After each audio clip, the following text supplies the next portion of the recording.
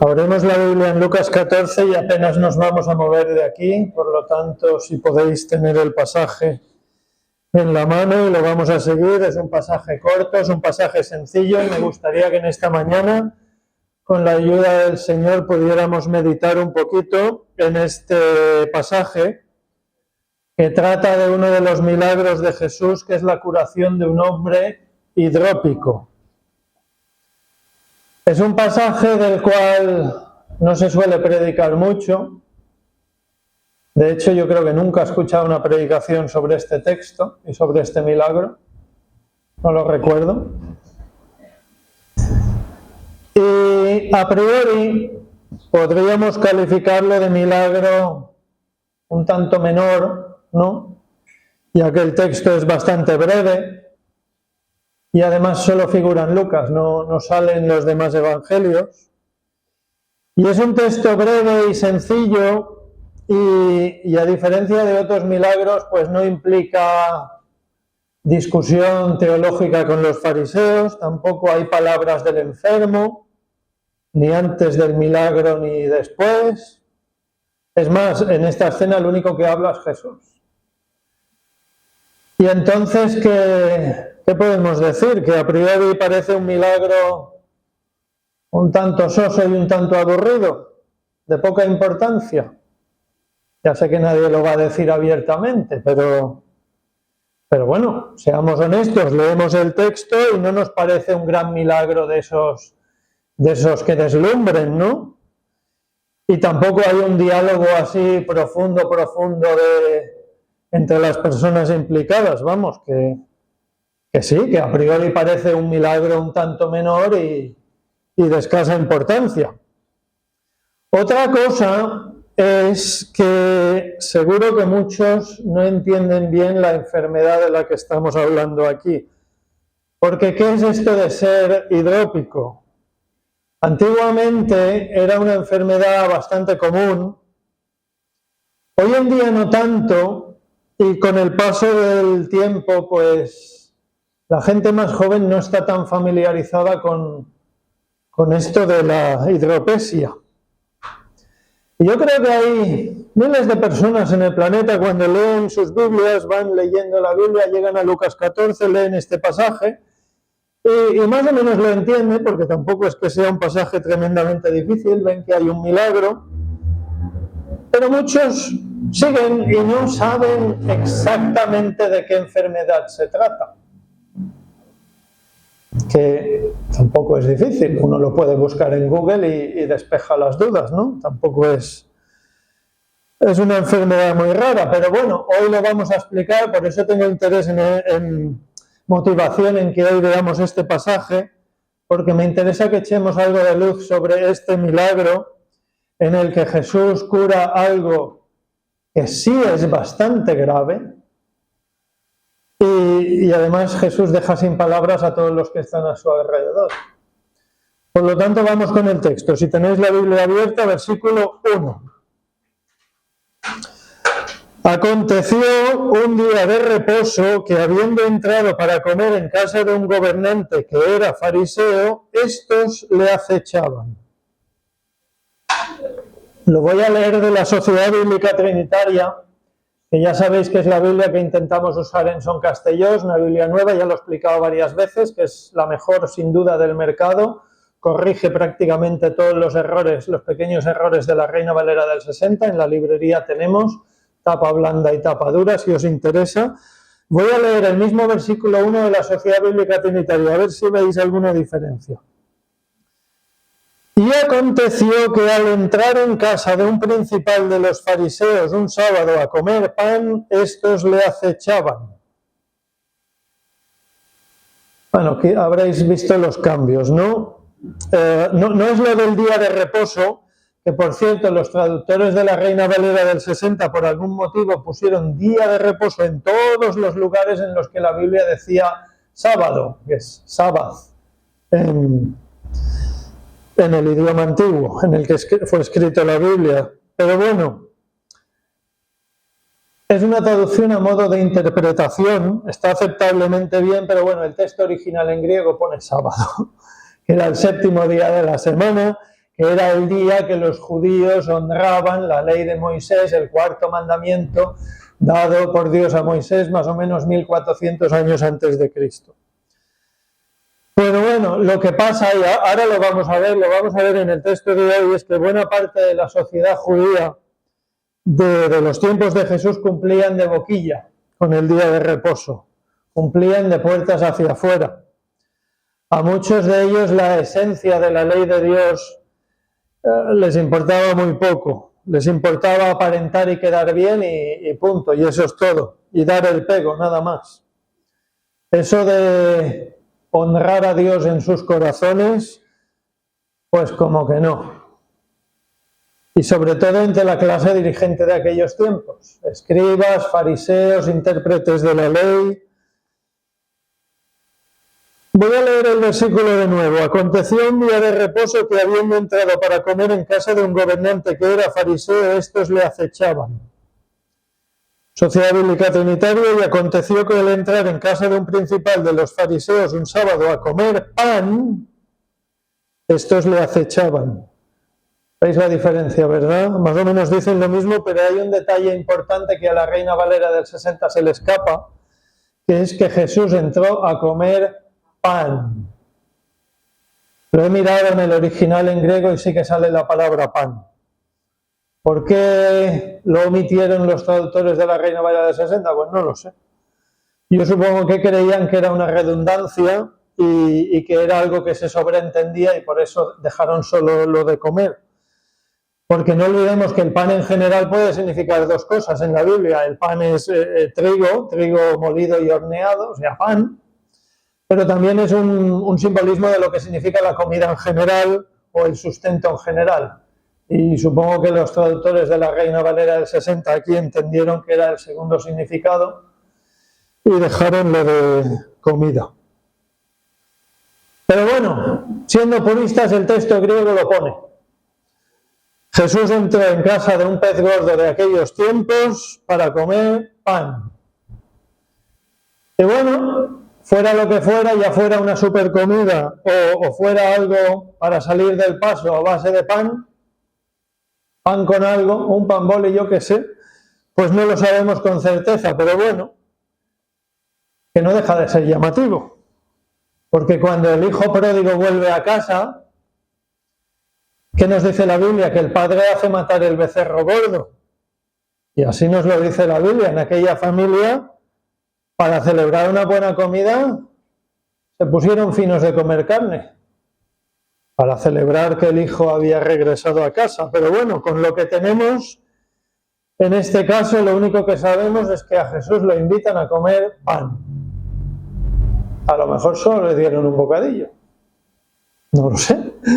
Que los fariseos eran muy roñosos es algo que sabemos, ¿no? Y no nos extrañaría que invitasen a Jesús a una comida un tanto desaliñada, un poco de pan con lo que fuera y tira para adelante.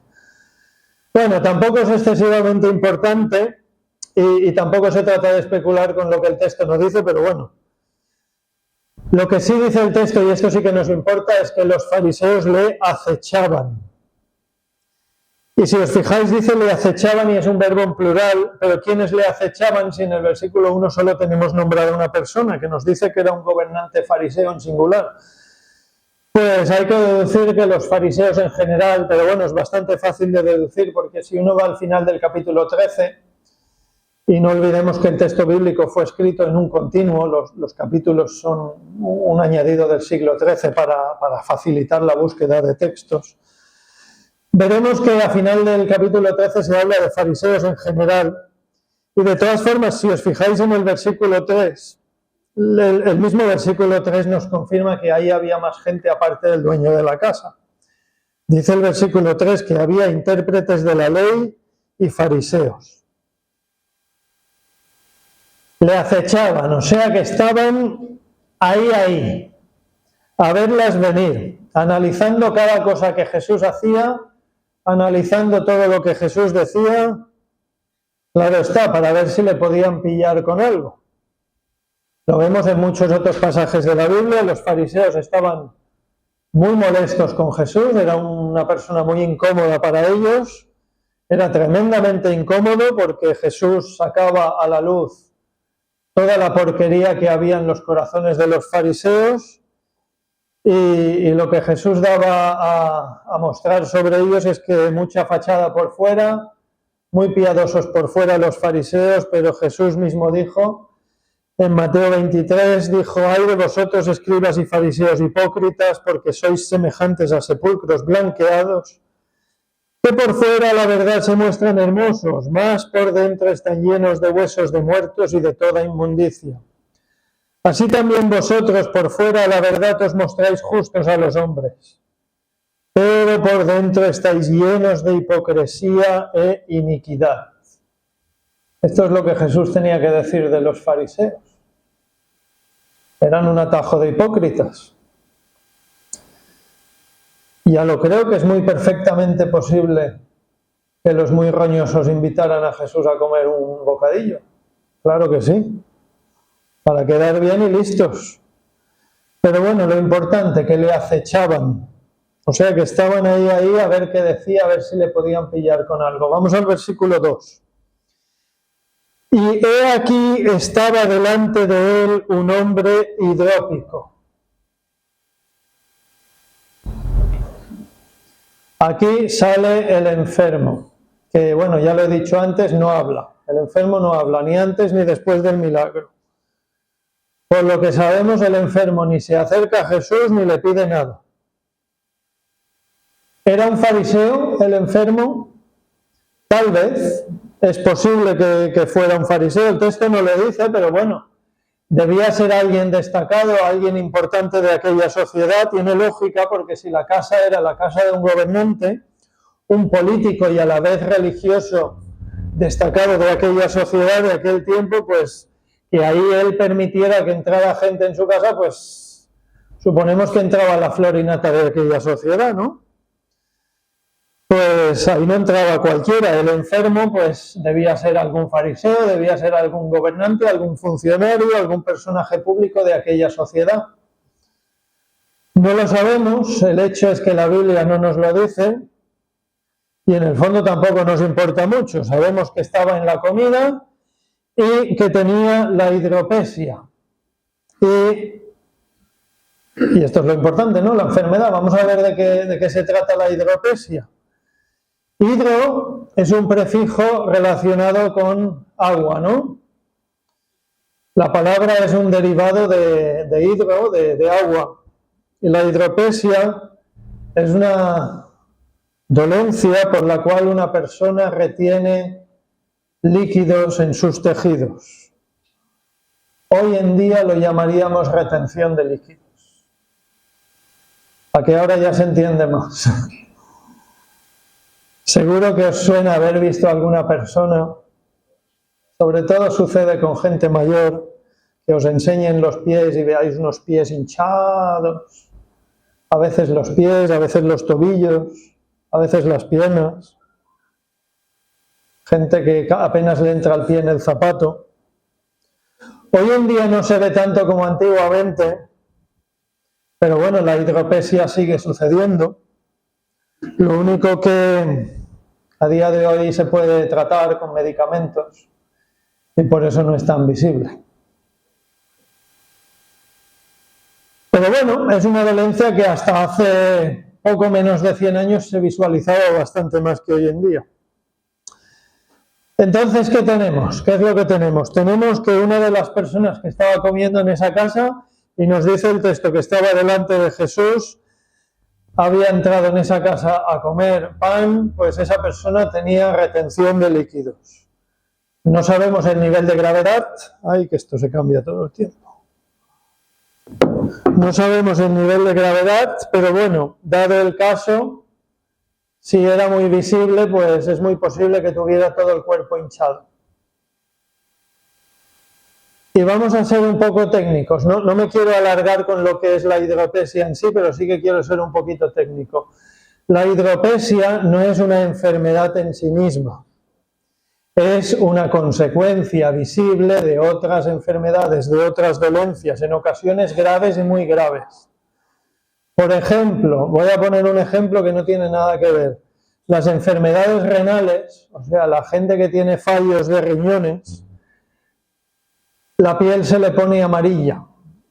¿La piel amarilla es una enfermedad? No, la piel amarilla no es más que la consecuencia del fallo renal, de la enfermedad de los riñones. No es más que una consecuencia visible, pero la piel amarilla en sí no es la enfermedad es el fallo de los riñones, algo mucho más grave.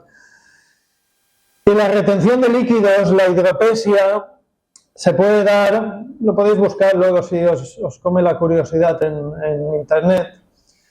Se puede dar por muchos motivos: fallos de corazón, fallos cardíacos, fallos renales, fallos del hígado, fallos del sistema linfático, fallos incluso desnutrición. Por muchas cosas puede haber retención de líquidos. Hay muchos desencadenantes, muchas causas, muchas enfermedades que son causa de lo que es retención de líquidos, y tampoco se trata de profundizar en esto. Simplemente quiero llegar a una conclusión: que ese hombre, el de Lucas 14, tenía alguna enfermedad interna, seguramente grave o muy grave, lo cual se visibilizaba con una retención de líquidos, y lo que sucede es que Jesús lo curó. En lenguaje de hoy en día diríamos que fue un milagro de medicina interna, ¿no?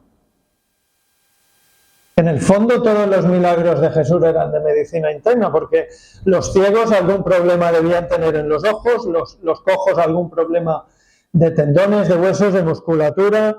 Pero bueno, yo creo que se me entiende. Lo que intento decir es que este caso concreto ese hombre debía tener un problema pues muy grave de dolencia interna, corazón, hígado, lo que fuera, y que se reflejaba externamente en hinchazón, en retención de líquidos.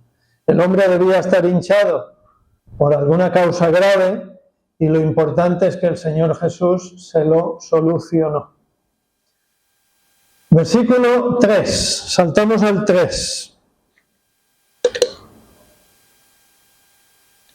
Entonces Jesús habló a los intérpretes de la ley y a los fariseos diciendo: ¿es lícito sanar en el día de reposo? Antes de curar al hombre, Jesús gira la tortilla, toma las riendas de la situación y como que gira la tortilla, porque ahora es Jesús el que acecha a los fariseos, en el sentido de que les está retando con una pregunta. Los está poniendo contra las cuerdas, porque seguramente los fariseos se dieron cuenta enseguida de que respondieron lo que respondieran, estaban pillados, estaban contra las cuerdas, no podían responder, quedaban mal. Si contestaban que sí o si contestaban que no, quedaban mal. Quedaban como unos falsos.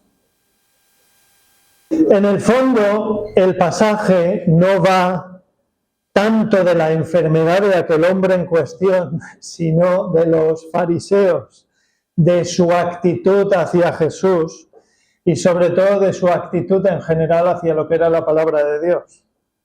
Jesús estaba poniendo el dedo donde más les dolía a los fariseos.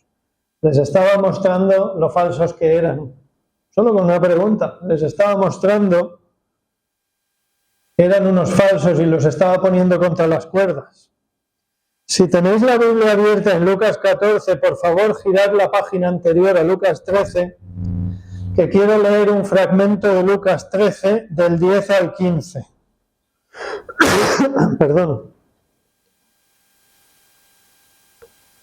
Y voy a leer del 10 al 15, Lucas 13, del 10 al 15, seguidme si tenéis la Biblia abierta, porque veremos cómo Jesús ya había tenido encontronazos con la casta religiosa por este mismo tema.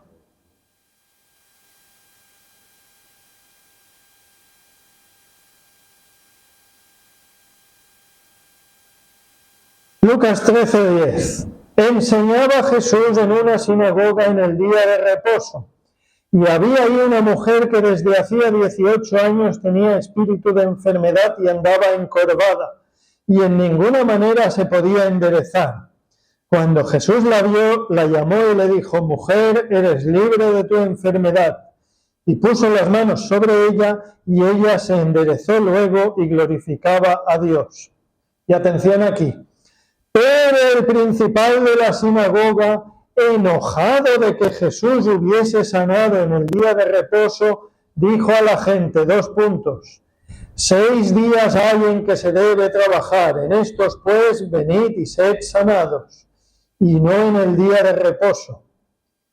Entonces el Señor le respondió y le dijo, hipócrita, cada uno de vosotros no desata en el día de reposo su buey y su asno del pesebre y lo lleva a beber.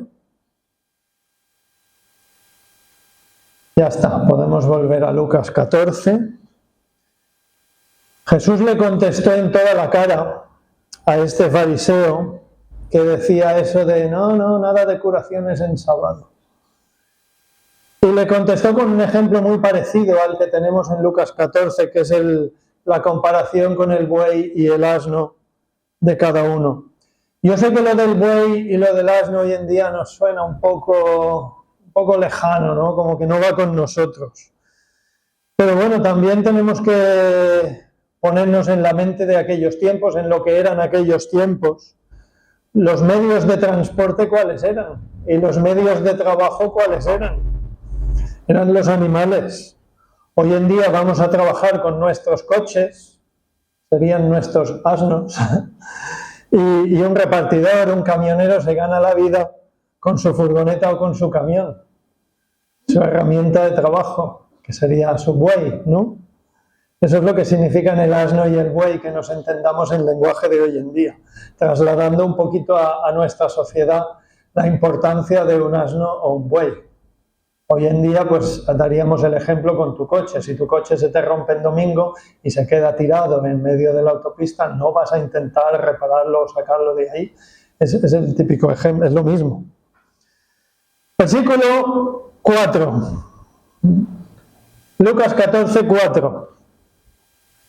Mas ellos callaron, y él, tomándole, le sanó y le despidió. Mas ellos callaron y él tomándole le sanó y le despidió. En el versículo 4 tenemos 3 cosas. Básicamente las 3 breves y sin explicación. La primera es que los fariseos se callaron ante la pregunta de Jesús, lo cual pues era un poco de esperar.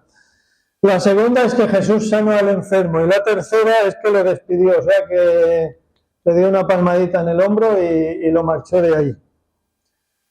Claro, se entiende mejor que fuera de esa casa. Jesús tuvo compasión de él y en consecuencia, aparte de la sanidad física, pues si lo marchaba de esa casa alejándole de los fariseos, pues mejoraba su salud espiritual, ¿no? Versículo 5. Y dirigiéndose a ellos dijo, ¿quién de vosotros, si su asno o su buey cae en algún pozo, no lo sacará inmediatamente, aunque sea en día de reposo? Ahora en el versículo 5, Jesús ha curado al hombre, le ha dado la palmadita en la espalda, lo ha marchado de la casa y ahora Jesús contesta, les habla de nuevo a los fariseos y les plantea una situación que no la pueden negar. Y hace la comparación con el asno y con el buey. Y bueno, antes lo hemos comentado, por lo tanto seguimos. Versículo 6. Versículo 6, y no le podían replicar estas cosas. El versículo 6 es un poco parecido al versículo 4. El versículo 4 dice que se callaron y el versículo 6 no dice que se callaron, pero lo dice de otra manera. Que no le podían replicar, o sea que Jesús les había puesto un ejemplo que no podían dejar de admitir. Y claro, en vez de admitirlo, para no admitirlo, pues se quedaban callados, para quedar menos mal. Si su animal de carga o su animal de transporte de repente tenía un percance, aunque fuera en sábado, por supuesto que lo solucionarían. Pues esto ha sido el texto de hoy. ¿Qué aprendemos de este texto? Hay 2 cuestiones que van juntas. Una es la del hombre enfermo y la otra es la relación tensa con los fariseos. en especial en torno a la interpretación de lo que era el cuarto mandamiento de la ley de Moisés, lo del día de reposo. Ambas cosas van juntas, pero bueno, tenemos dos cuestiones, el enfermo y la relación con los fariseos. El hombre enfermo de hidropesia fue curado, fue sanado. Da la impresión de que no lo buscó para nada, porque dice el versículo 2 que estaba sentado ahí, delante de Jesús. Le tocó estar sentado ahí. Se dio la circunstancia de que estaba en esa comida sentado delante de Jesús. Que por cierto, los hay que piensan que los fariseos habían puesto a ese hombre ahí delante a propósito, para ver si Jesús lo sanaba o no lo sanaba en día de reposo. Tal vez eso es lo que significa en sentido amplio lo de que lo acechaban. Los hay que piensan así, es posible, es perfectamente posible, pero como la Biblia ni lo explica ni lo desmiente, pues tampoco lo vamos a...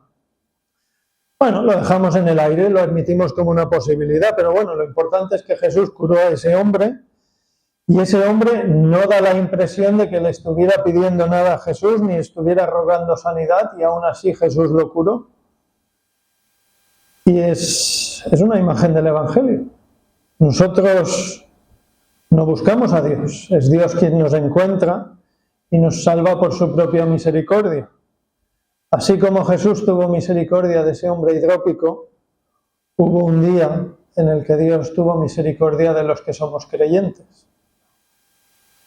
Y antes he dicho que la hidropesia era retención de líquidos y que realmente es una condición que refleja, simboliza algo grave interno, visibiliza que dentro hay algo que está fallando, dentro del cuerpo de esa persona hay algo que falla. Por fuera solo hay hinchazón, inflamación, pero es una señal de que por dentro hay algo que no está funcionando.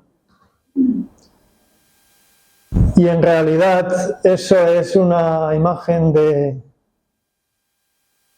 todas las personas afectadas por el pecado. Por fuera a veces vemos cosas en las personas que no nos gustan, pero eso solo es el reflejo de lo que hay dentro, nada más. ¿Y qué hay dentro? Pues un corazón dominado y dirigido por el pecado. En el caso de los que no son creyentes, y un corazón que aún conserva pecado en el caso de los que son creyentes. Lo de dentro es lo grave. Y es la causa de que alguien haga algo mal, o sea, del exterior, de lo que vemos, de que alguien haga algo desagradable, algo feo. ¿Creéis que nos podemos sentir identificados con alguien de esta escena? ¿Quién podríamos ser nosotros en esta comida? ¿El hombre hidrópico? ¿Los fariseos? Y paramos de contar, porque es que no hay más opciones. Os sabe mal girar un par de páginas antes a Lucas 11. Vamos a leer en Lucas 11, del 39 al 40. Es otra escena en la que Jesús comía en otro momento en casa de un fariseo. Lucas 11, 39. Jesús comiendo en casa de un fariseo. Pero el Señor le dijo: ahora bien, vosotros los fariseos limpiáis lo de fuera del vaso y del plato, pero por dentro estáis llenos de rapacidad y de maldad. Necios, ¿el que hizo lo de fuera no hizo también lo de adentro? Ya está, podéis volver a Lucas 14. Al hombre hidrópico, por lo menos se le veía por fuera que algo no andaba bien, que algo de dentro no andaba bien. A los fariseos, en cambio, no. Los fariseos por fuera aparentaban ser lo más de los fariseos, eran los más piadosos, los más santos, los más perfectos, ¿no?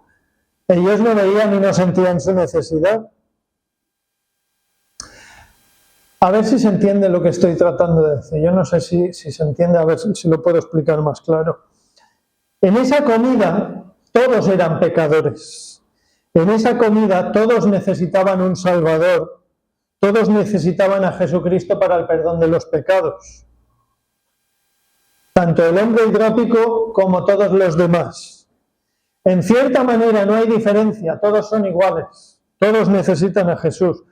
Pero lo importante de este pasaje, la clave de este pasaje es que uno visibiliza su necesidad de sanación y los demás no. Ahí está la clave del pasaje. La clave del pasaje no es el día de reposo. Cuando Olmer ha hecho la primera oración antes, ¿qué ha dicho Olmer en su oración? Que el verdadero reposo es Cristo. El día de reposo el verdadero reposo es Cristo. Aquí la clave de este pasaje está en que todos necesitan a Cristo. Lo que pasa es que hay uno que visibiliza su necesidad. Pero bueno, pecadores lo eran todos. Lo que pasa es que los fariseos se esforzaban en dar el pego y aparentar limpieza por fuera. Y voy a usar las mismas palabras de Jesús de Lucas 11.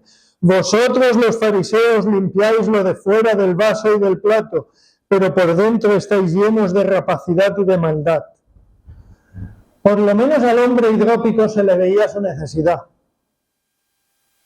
Y cuidado con mezclar sanidad física con sanidad espiritual. Cuando hablamos de una, no hablamos de la otra, aunque una refleja la otra. Y normalmente ambas iban de la mano en los milagros de Jesús.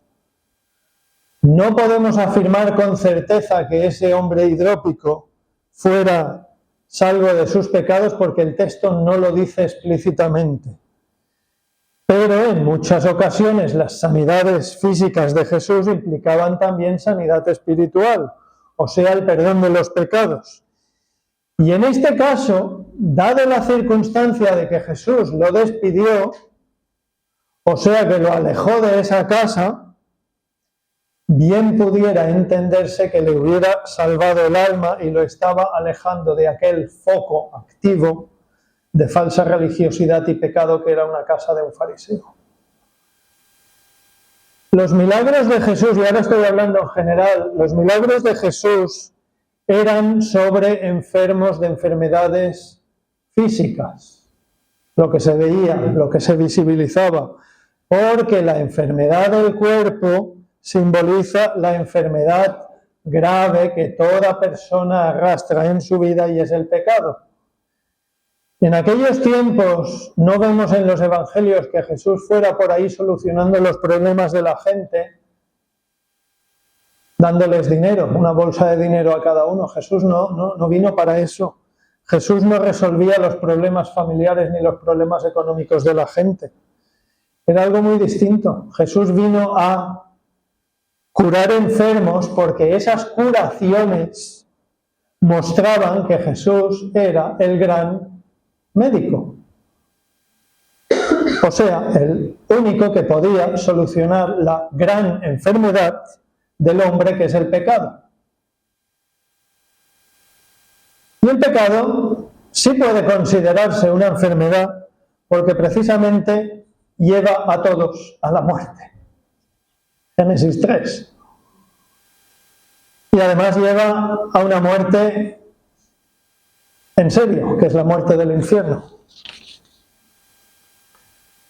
Jesús no vino a solucionar los problemas de la gente ni a hacer buenas obras para mostrar lo bondadoso que era. No, Jesús no vino para mostrar que era un hombre bondadoso y que ayudaba a la gente. Jesús vino a salvar el mundo. Y sus acciones de sanidad de enfermedades visualizaban la verdad espiritual de la necesidad de todo ser humano de ser salvo, limpio de su pecado. Antes os he planteado una cuestión, ¿no? A ver con quién nos identificamos de esta escena. Solo hay dos opciones realmente: el hombre hidrópico o la casta religiosa. ¿Con quién te identificas tú? El hombre hidrópico aquí es el que muestra su enfermedad, el que visibiliza su enfermedad. O sea, es un simbolismo del que confiesa su pecado, el que aflora su pecado para que sea limpiado. Los fariseos simbolizan en esta escena todo lo contrario: los que ocultan su pecado, los que minimizan su pecado, los que excusan su pecado. Los fariseos eran especialistas en ver el pecado de los demás, pero el suyo no lo veían. De ahí todo el rollo del día de reposo en esta escena. Los fariseos aparentaban ser buena gente por fuera, aparentaban cumplir con todo lo que se tenía que cumplir. Los fariseos aparentaban ser buenos ciudadanos y cumplir las normas religiosas. Pero ¿qué había pasado? Toda esa idea de cumplir a rajatabla la ley de Moisés, lo que habían hecho era exagerar las restricciones y retorcer por completo el significado del cuarto mandamiento en torno al día de reposo. De ahí que Jesús les reprendiera por ello. El sábado, o día de reposo, fue instituido por Dios para beneficio del hombre, no para hacerle daño. El día de reposo, según la ley de Dios, es para ir a favor de las personas y no en su contra. La interpretación del día de reposo era equivocada cuando llegaba hasta el punto de bloquear el amor, la misericordia, la bondad y las verdaderas necesidades de las personas.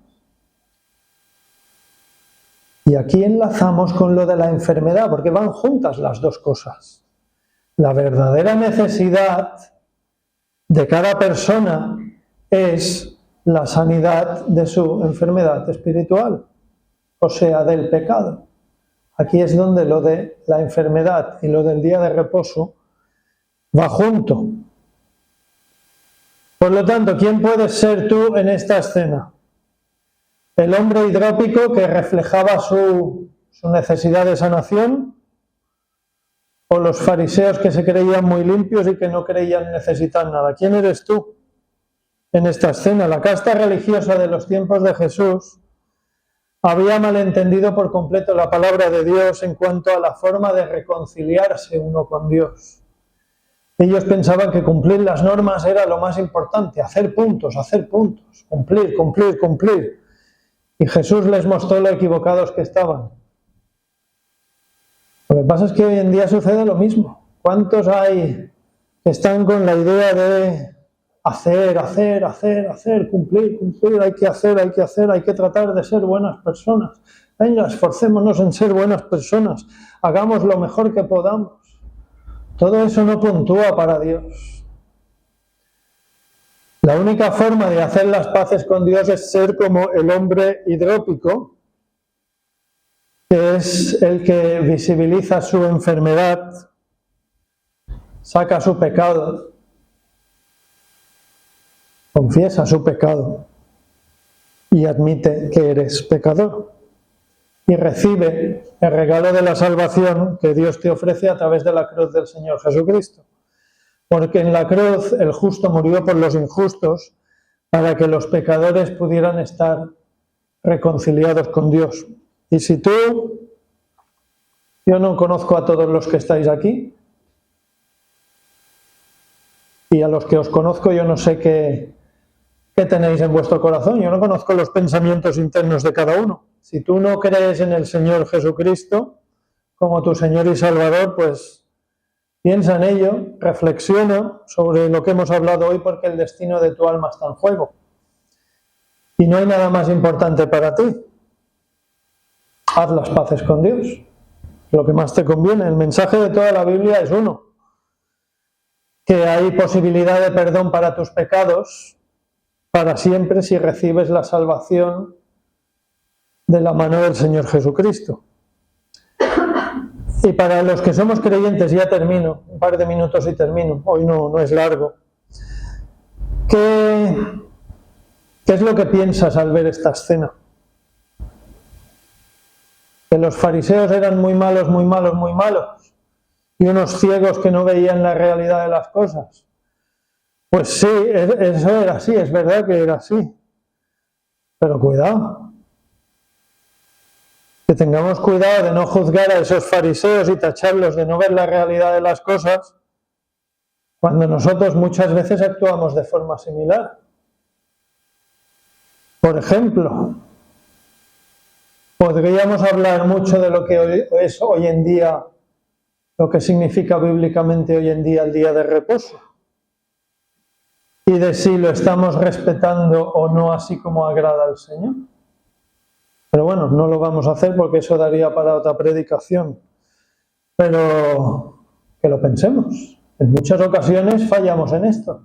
Cuidado con ir acusando a los fariseos de todo lo que eran y no ver lo que a veces está en nuestro propio campo.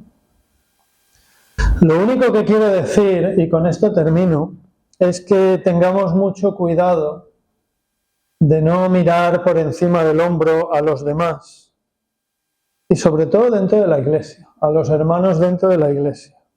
Y vamos a hablar de iglesia porque es lo más importante, ya lo que voy a decir ahora en el contexto de iglesia.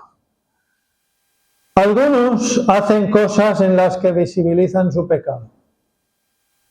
Dicho de otra forma, algún hermano hace algo indebido, ¿cómo reaccionas tú? ¿Como un fariseo, mirando con desprecio a tu hermano por su pecado?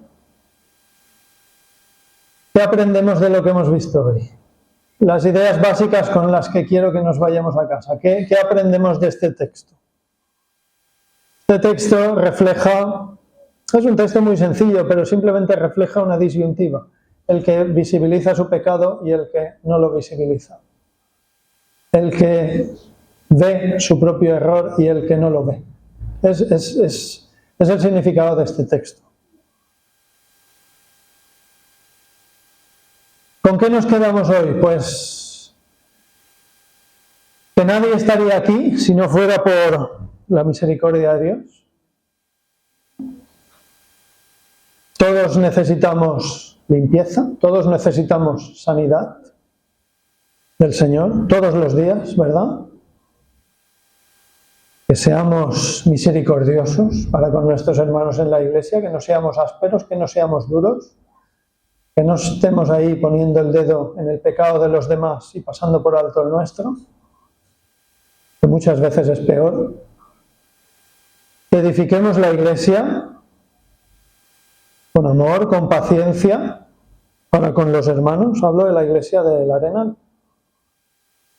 Y que no destruyamos mirando con desprecio a los demás, cuando nuestro pecado probablemente sea peor que el de los demás. Y ya está, con esto termino. Que Dios nos ayude a considerar estas cosas, a meditar en ellas, a pensarlas, a ponerlas en práctica en nuestro día a día y sobre todo aquí, en la iglesia del Arenal. Amén. Amén.